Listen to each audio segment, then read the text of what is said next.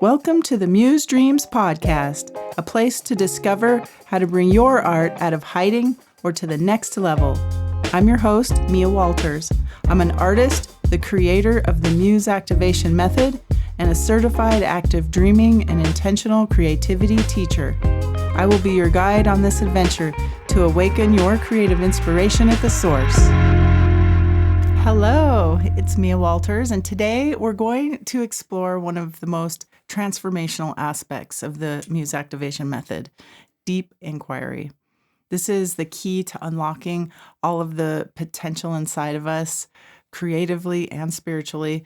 Asking the right questions can reveal what has been holding us back, blocking us, and bringing out into the light that which inspires us the most.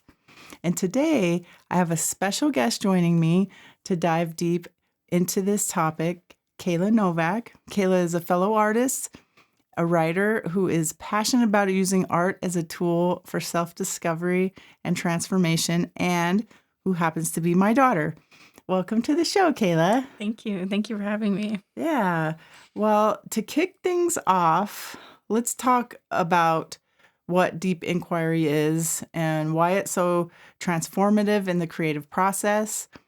For me, deep inquiry is about asking ourselves powerful questions to uncover limiting beliefs, fears, patterns, and what lights us up, what we most desire, and most importantly, I think, why and where we want to go, but not only in life, but in our art. It's about shining a light on those hidden parts of ourselves and creating, space for growth. And I know you and I have gone through several Muse Activation Method workshops together, and just wanted to get into conversation with you a little bit about what does deep inquiry mean to you? How do you see it playing a role in your own creative process? I think in all the times that we've gone through the Muse Activation Method have been really powerful, and just taking some of those things into other parts. And I think one of the biggest things is like letting it become what it's meant to be organically without forcing like an image of what you think it should be or like what you think others thinks it should be. So I think that's like the biggest thing is taking away that pressure.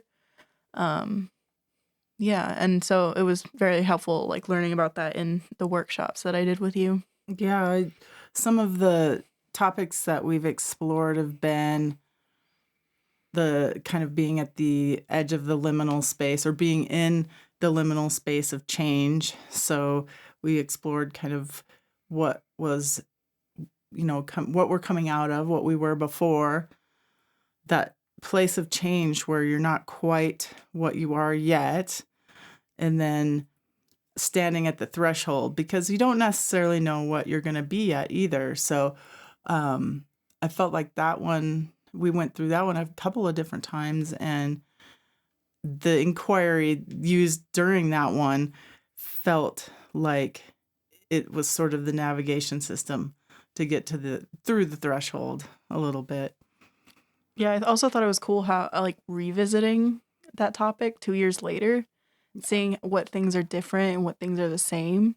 And even within like the second one, like I wasn't expecting to like visit my like child self or my inner child. Yeah. But like it just like happened. And I feel like with deep inquiry, like you gotta let whatever happens happen. So that was really cool. And shining a light on kind of how the deep inquiry can uncover the hidden blocks, and not necessarily only blocks, really. It's kind of like shining, or illuminating the path, so to speak. Because I think there oftentimes there can be hidden blocks, but, and especially like when we're stuck in our creativity, like if somebody's doing this just in their daily practice of art. But I think as far as like being blocked in general, asking questions, it just starts to like open the doors because at least for me, I get so used to doing the same things over and over, you know, looking at something in a different way by just asking different questions can bring to light so much. Um, have you experienced a moment of being kind of creatively stuck? And are there any questions, or what questions have you asked yourself to kind of uncover what's really going on, or what's helped you get unstuck creatively with that?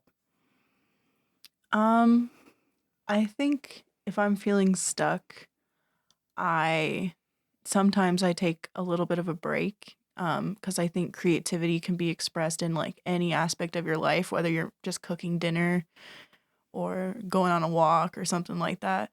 So I think that's very helpful to get like inspiration to maybe get over a block. But I think also like any guiding questions help so much, to kind of explore any topics deeper, like almost like those like the ink blot like things in psychology. Yeah. It's like you almost like Is it let Rorschach or something? yeah, yeah. Like you let your subconscious kind of come out a little bit and let like tell you what it's meant to be. Yeah. And I think that's like really helpful when I'm blocked. Yeah.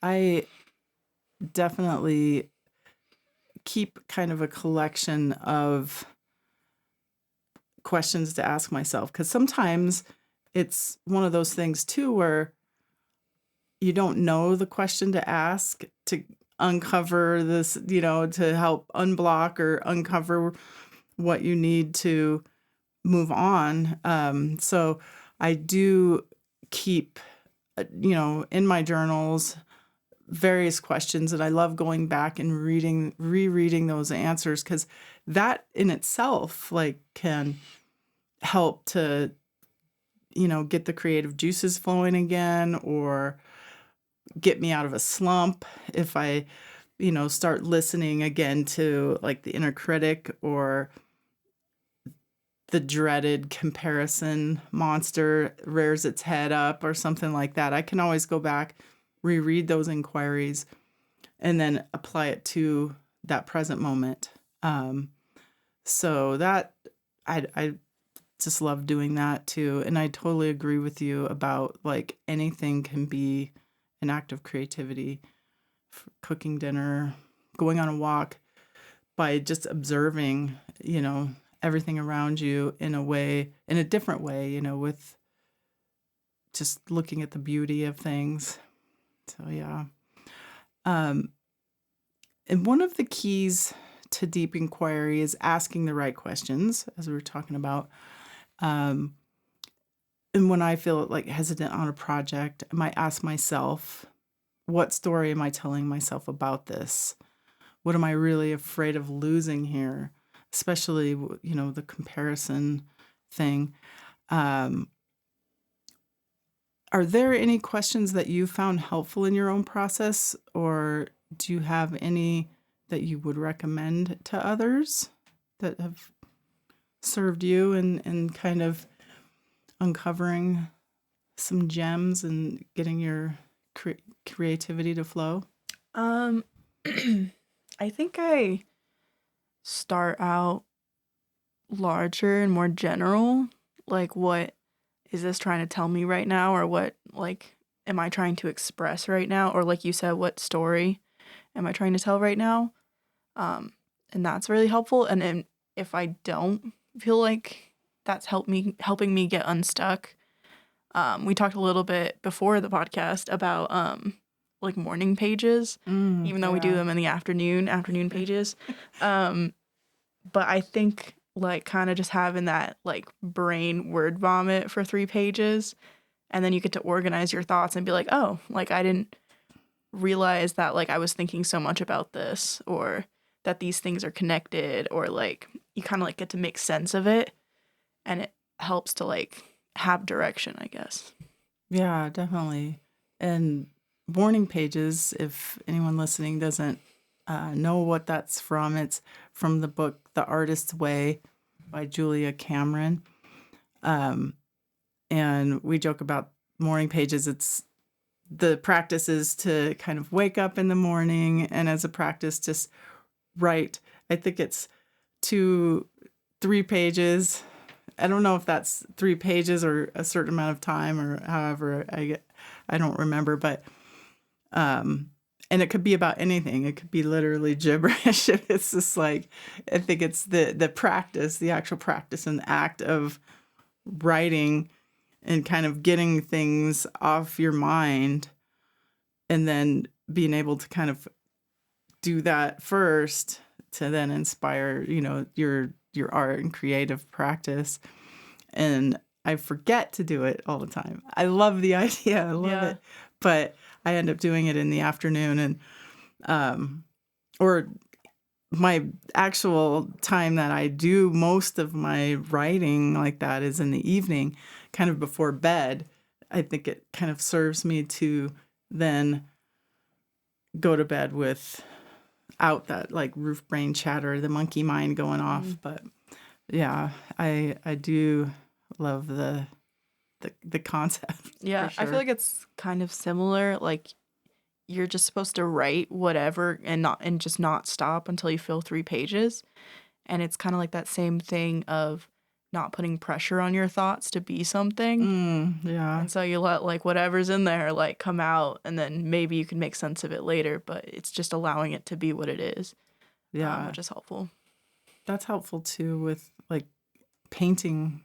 Just to approach, Mm-hmm. especially like an art journal. That's where I love doing that. As whatever is coming out to just paint, experiment with color or whatever, and sort of uh, in a way, morning pages of just art and creativity. Um, and then as far as kind of going back to deep inquiry, again, it's not necessarily something that I do just before a piece. It can happen during the act of creating. When we're doing the muse activation method, um, we oftentimes will even take breaks and kind of reconvene when we're doing it in a workshop setting and go back to quieting the mind. And it can happen too, like just observing the painting, and those questions can kind of come up. I like to think of it as kind of like the painting speaking to me, like almost like an oracle where we look at the painting, observe it. It's like a conversation between me and the canvas, or, in the workshop, conversation between all of us and our paintings so far, like just looking at the journey so far. And do you find that deep inquiry happens while you're creating, or do you usually approach it before or after, or how does it impact the way you work? That's a good question. I think usually not during as much because I feel like the act of painting is just so therapeutic that I'm like, brain is empty and it's bliss. And it's Mm-hmm. wonderful. So maybe I'll do it before just to have direction. And then afterwards to be like, oh, that's not necessarily direction. Like, why did that happen? Mm. But yeah, not necessarily during. Do you? Oh, no, you mentioned.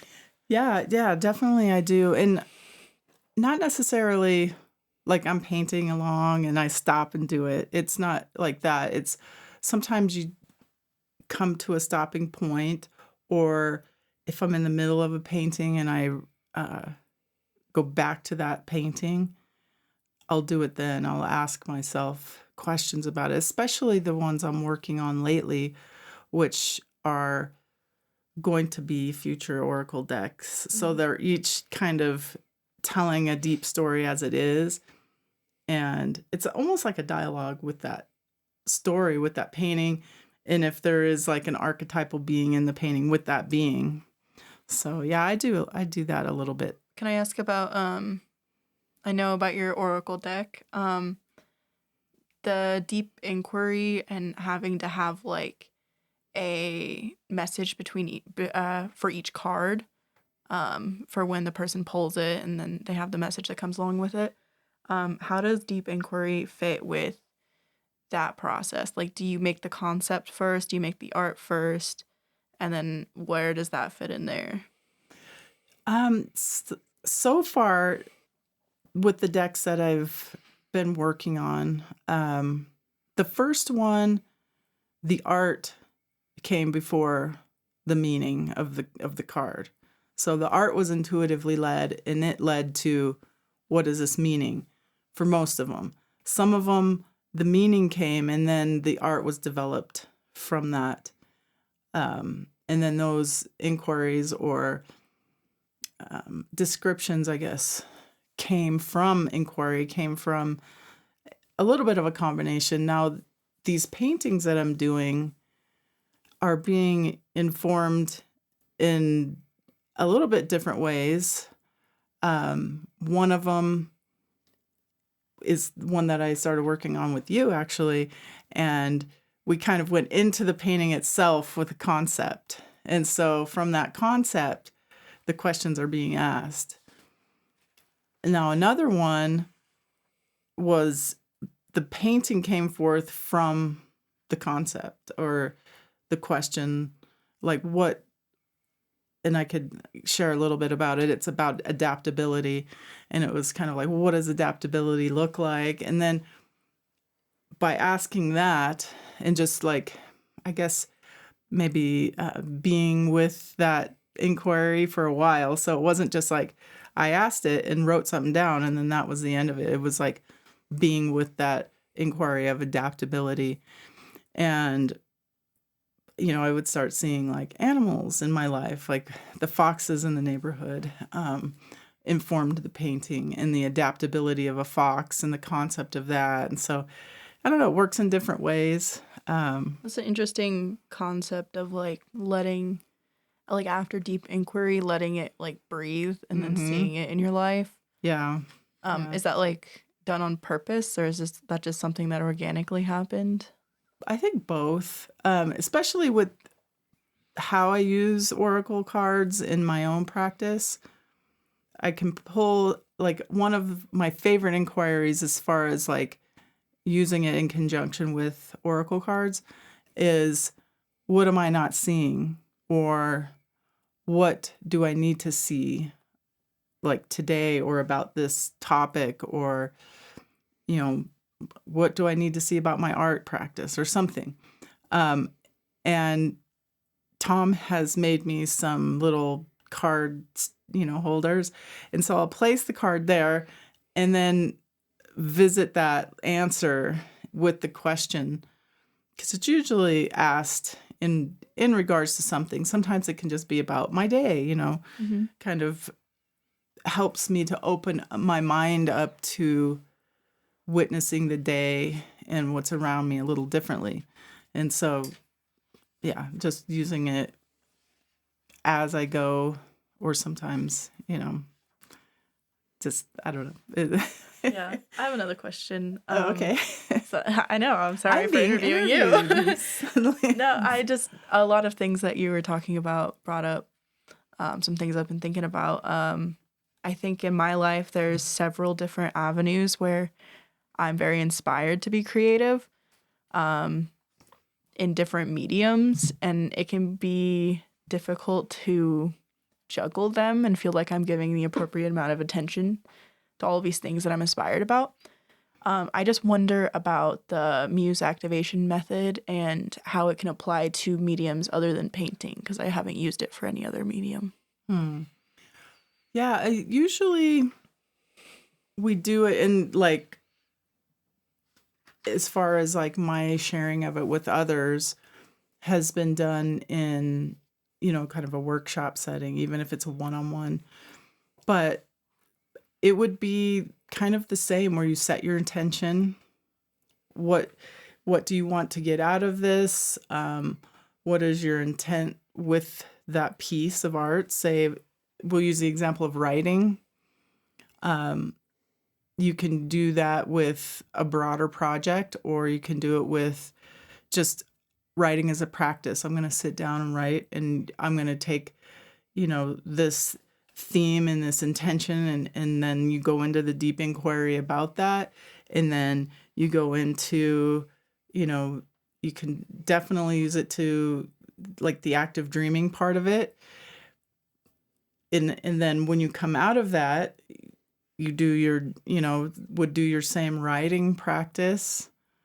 But then that writing practice could then extend into the writing that you're doing for a book, or, just to practice your writing. Oracle cards and using your your intuition. That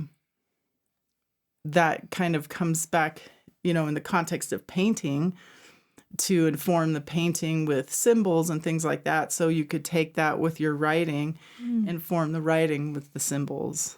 That's really cool. I never thought to do Yeah. the same thing, although it makes sense. Yeah. And now, as far as like looking at life as art, I think you could do that and apply it to your actual life too.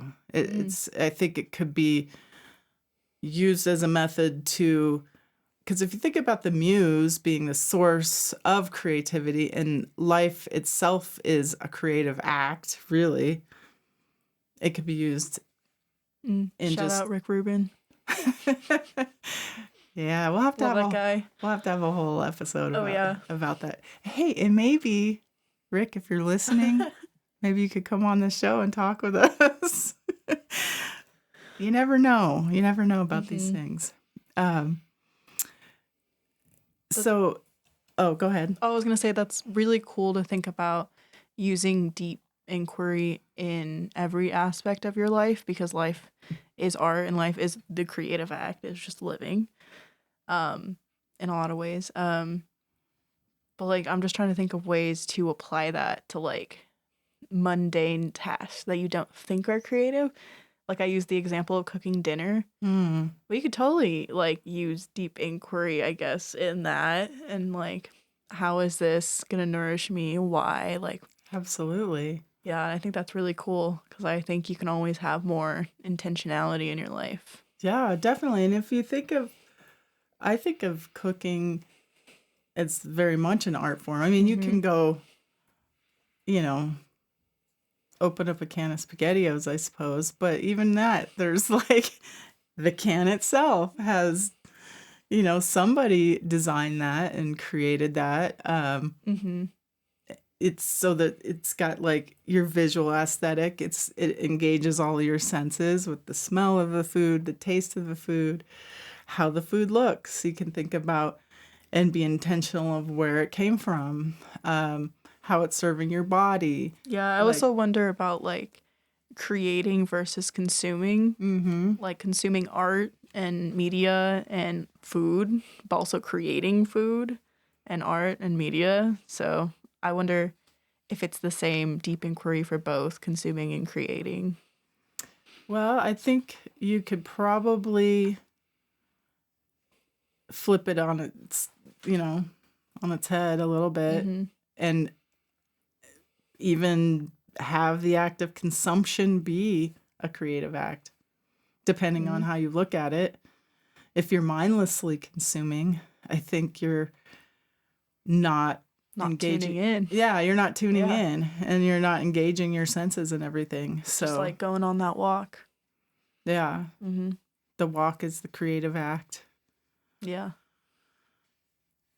And something that I think, if you look at it like in a broader sense of your life and using this method, it allows us, when you engage in that deep observation, even inquiry, is that allows us to kind of recode limiting beliefs or things that might be holding us back from reaching the next level in our art, in our lives, relationships, and then creating space for growth. We can, take it and become expansive in that space through asking those questions, reframing how we see things. Have you experienced kind of that recoding of limiting beliefs through using like deep inquiry or observation or kind of seeing life as a creative act? And is there any examples that, where you shifted your mindset or saw a breakthrough in your creative work? Um, the one, I guess there's two things that stick out. The first one and most recent was when we did the manifestation painting workshop together. Yeah, it was manifestation with the muse, and we Mhm. painted the kind of like an archetypal being of our manifested self. Yeah, so in that one, I definitely felt like I worked through a lot of limiting beliefs with writing because I painted myself as like a very successful author. And now I have it like hanging over my desk. And so I see her a lot. Hmm. And I think that's been really powerful because I think like symbols are really powerful. And that's a symbol of like the limiting belief that I replaced with like the opposite of a limiting belief. What's the opposite of a limiting belief? A positive belief? Expansive? Expansive belief? Yeah, that feels right. Hmm. So that one for sure. And then also in the beginning of like my painting history, I guess, when I started painting and I was trying to get better and learn the basics, it was very difficult for me to paint things just that I came up with. It was a lot easier to like find things that inspired me online and be like, okay, I'm gonna recreate this but put my own spin on it. Hmm. So I never felt like I could just create something out of nothing. So going through the painting workshops and using deep inquiry and the muse activation method, like those first few paintings, I was like, holy cow, like I never would have painted anything like that without that. Um, and I feel like that was a really like groundbreaking thing, getting over those limiting beliefs that I couldn't do that. Yeah, I don't know. I feel like it is, in hearing that, that's kind of the core of the why that I even do all of this as like service to others, is to hear that this method and this way of looking and approaching creativity can bring the next level and then the next level beyond that, because the painting itself was kind of a healing process, and looking at and shining the lights on those kind of things where, being a published author or completing a book is something for somebody else. I can't do that, or who am I to think that I could do that, or whatever that inner dialogue is that leads to those beliefs. And then to be able to go through the deep inquiry, the dreaming, but obviously first of all, it's setting that intention, getting that energetic alignment with that intent. And then kind of, I think our subconscious mind and our belief system in general speaks in symbols. Mm-hmm. So by having that, in a way, your desk where you write is kind of the altar to the writing, to the creation Yeah. of the writing, and that's like the centerpiece of that. So that makes me feel amazing to hear that. And Good. yeah, and I have learned so much from my mentors and how to do all of this, and then kind of like what you're saying, just putting a little bit of a spin on it. I guess it's kind of that, but it's also, you know, taking things from my own experience and putting it together into a particular process that I feel like helps kind of, I know this is going to sound obvious, activate the muse. No. uh, but I really appreciate that, you were willing to sit down and talk to me about this. You know, I do have a little gift for anybody that is listening. It's just a list of inquiries. So sometimes you can say use deep inquiry, but how do you know what are the right questions to ask? So it'll just be a little PDF available on musedreams.com to download for free that, will just give you some ideas. You can take those inquiries to your painting. You can just take them into your day, to your morning pages, afternoon or evening pages, whatever you'd like. And just wanted to thank you for joining me in conversation about this, and just wanted to say, as we wrap up, that I'd love to hear, any final thoughts that you might have about, how deep inquiry can change not just our art, but our lives. Anything else that you want to add or? I definitely changed my life and my art practice, and I think what you're doing is amazing. Oh, thanks. Yeah, and I think the most transformative changes were ones I didn't even see coming, like I didn't expect. And so, yeah, it changes every aspect of your life. You see everything different. Yeah, I agree with that. Definitely. And thank you so much for having me on. Yeah, and I hope that you'll be able to come on again sometime. There's like so many topics that we can talk about with creativity, and kind of taking this framework and talking about those things and how they might interact with it all. So, yeah, and thank you again. And I just encourage all of those listening to just start asking those powerful questions and seeing where they take you, both in your art and in your life. And, please find that PDF with the deep inquiries on musedreams.com. The prompts were designed to help you uncover limiting beliefs, fears, blockages that foster growth, clarity, and alignment with your creative journey.